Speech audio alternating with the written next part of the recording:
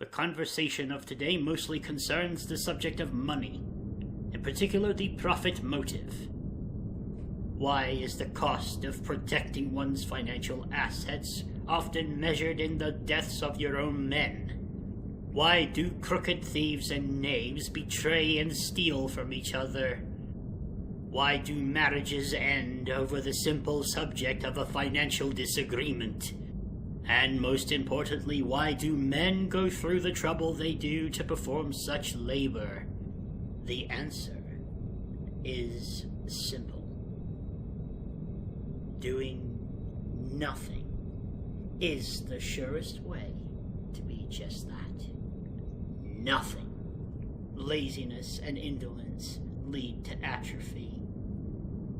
That's why people find ways to justify putting effort into things. Because without such justification, or the profit motive as it's been said,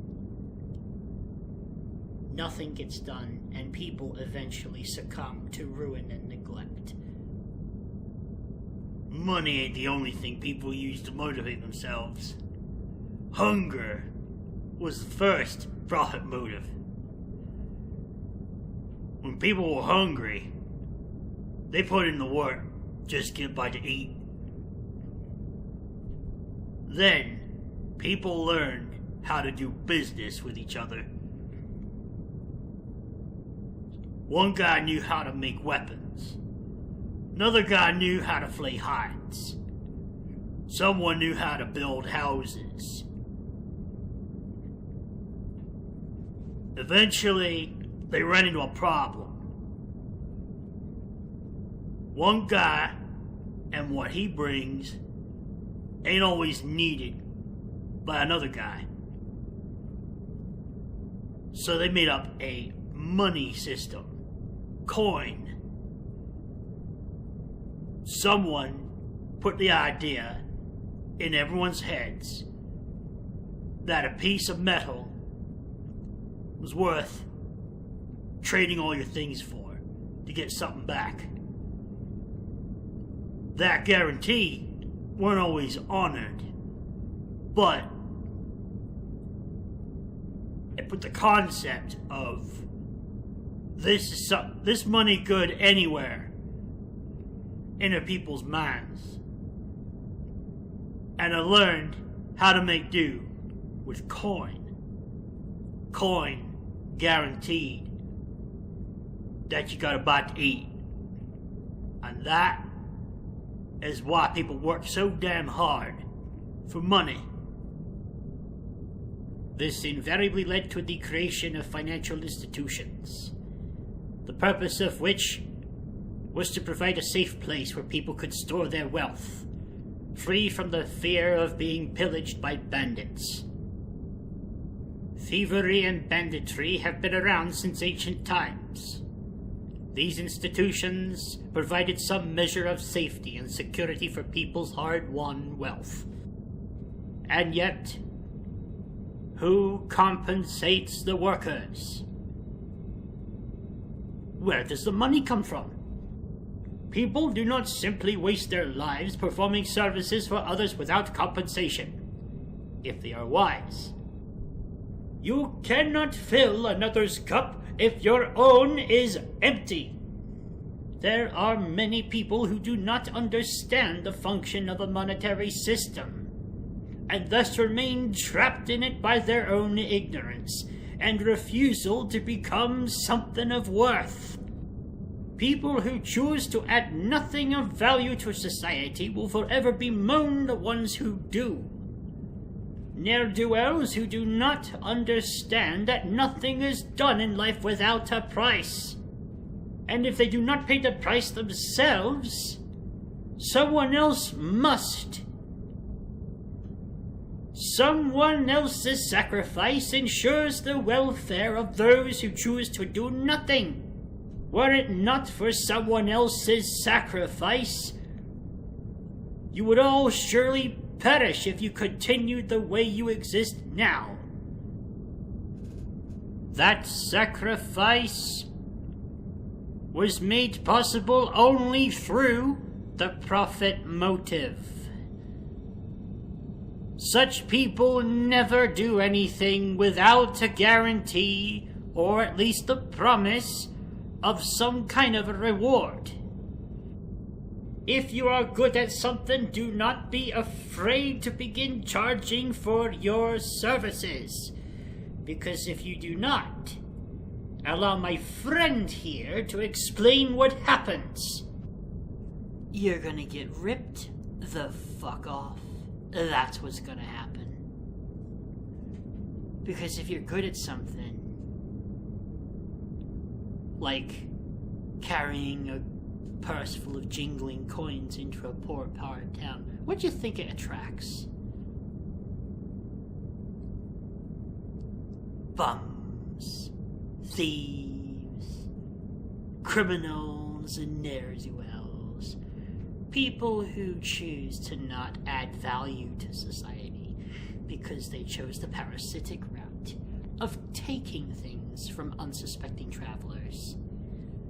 This includes exploiting other people who are good at something but fail to set boundaries, fail to allow their time and their efforts and their skills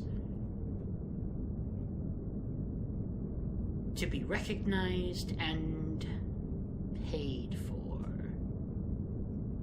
If you do not honor your own value, your own self-worth, well, there will be lots of people that will remind you of how worthless you are. Take this sweet old granny that is so kind and generous that she'll give her money to any scoundrel with his hand outstretched. You've heard the type. Hello, I am calling to you about the computer virus. I think you may have a Windows. I think you may have a virus on your system. And we will need your bank account details, and so we can perform an installation. Yeah, you know exactly where I'm going with this.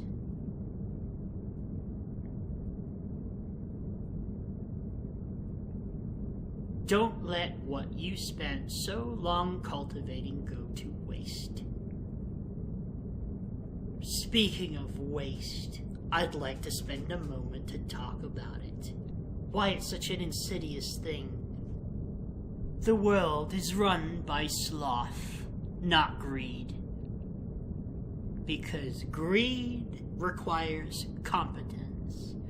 Competence enough to be able to design systems with enough vigilance and maintenance to adequately grub for money.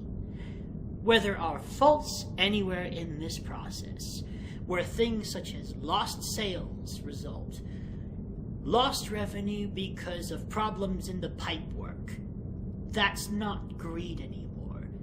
That is sloth. That's incompetence. That's incapability of being greedy.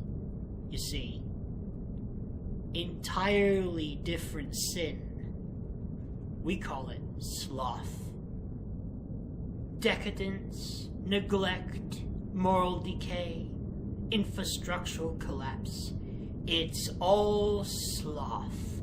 Sloth is the sin of failure. It is the decay before death. It's the sepsis of civilization. It is the societal equivalent of organ failure. Because once one part shuts down, the rest soon follow, because they need each other to function. This is why you cannot win a sports match with a full contact sport. You're playing football, you need like a certain number of people to have a hope in hell during any match. If you try to play a team sport by yourself, you more than likely will fail at it, because you need other people working with you. And if you're all fucking around, bumming around the place doing nothing, jerking off while playing video games on your little phonesy, trophies. You're not doing fuck all to qualify for the finals, are you, mate? Stop hanging out with people who are not doing anything with their lives. You will end up as one of them. And when life passes you by, as it may do if you continue on the track that some of you are on, you will end up a carbon copy of the same people that covet and envy others. Another worthless person looking to justify their existence by actively detracting from the value of others. You'll become the same scum and filth that you fear being taken advantage of by. Once you've emptied yourself out, or had yourself emptied out by others, you become a shell. You become another worthless piece of dog shit. Why? Because you allowed people to treat you like you're dog shit. This world is a lot more merciless and ruthless and callous than many would be comfortable admitting. Why? Most people consume. They don't produce. The only thing they produce is a shit ton of methane out of both ends, especially when they start talking. Don't beg people to cut you a break. Cut your own. Don't squander your potential by succumbing to apathy and nihilism. Both are deadly traps. And this world loves to see people rot inside anyway. It's a filthy, salacious, disgusting world. So if you want to make anything noble out of it, it has to come from you, because nobody else is going to do it for you. Nobody cares. Nobody cares what you go through in life. Nobody cares about your hardships. And it's not even personal. It's systemic. People have been just conditioned to throw away their souls and become little puppets. Oh, hi, how are you? Oh, I've been to work today. Cut that nonsense. You're not a puppet. Or are you? Most of you are pulled by more strings than you ever notice. Most of you are prison bitches and you don't even know it, because the prison is not bars. You're not locked behind bars. You're locked behind wages. Or you're locked by sheer poverty. The expectation of there being something to come and save you when you were already screwed. You screwed, bro. You screwed. You got screwed over. Life doesn't give a shit about you. No one has. Make them pay for what they robbed from you. That's ambition. And that's the kind of hardcore kind of defiance we need. Build something. Make something of yourself. Because you're going to be one pissed off motherfucker at the end of life if you don't. A lot of people make it to 70 or 80 and then they get the big boo-boo that ends it.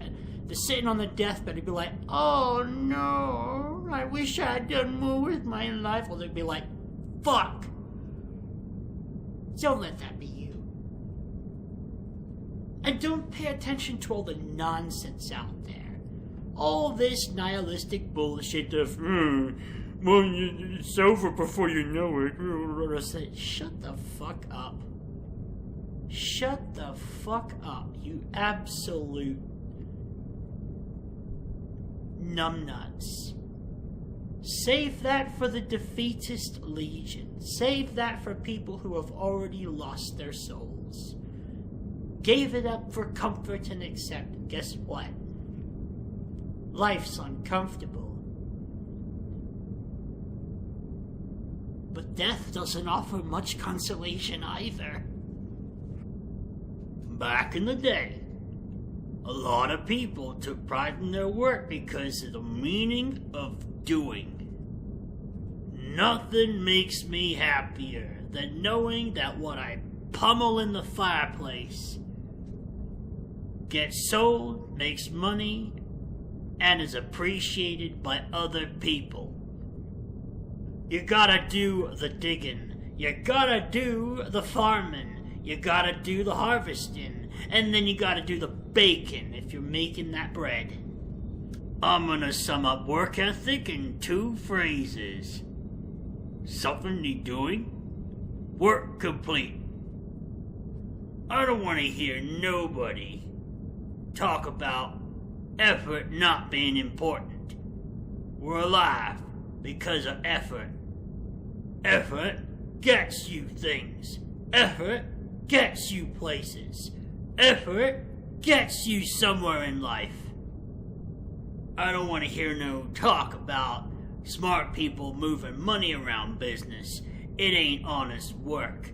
It ain't work at all. It's riding on the backs of those who pick up the hammer and pound. Build them muscles. Earn your keep. And no smart person's gonna beat you at an arm wrestling match. We always like someone who's willing to do the work. The world needs someone who's willing to do the work. The world needs you. And there's plenty of money making to do when you put in the honest work. The profit motive rewards the effort.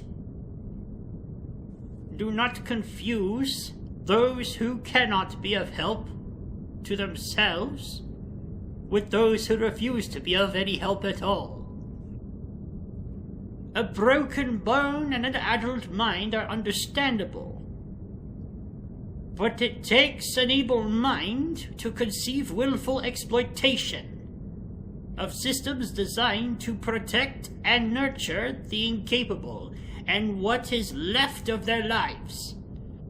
Respect the elderly and the veterans who return home from duty. Respect those who have legitimate reasons for limited intellectual capacity, not to be confused with stupidity. As for the rest of us not otherwise incapable, we must take what we have been given and forge our own futures with it. The sum total of what we receive in life is proportionate to what we have invested into it. Find your own path in life and make sure that the fruit of life is worth the toil. Find your profit motive. If you don't find your own work to do with your own hands, someone else will. And you won't like it, for the devil makes work for idle hands. That's not just a cute biblical saying, that's life. So don't waste it.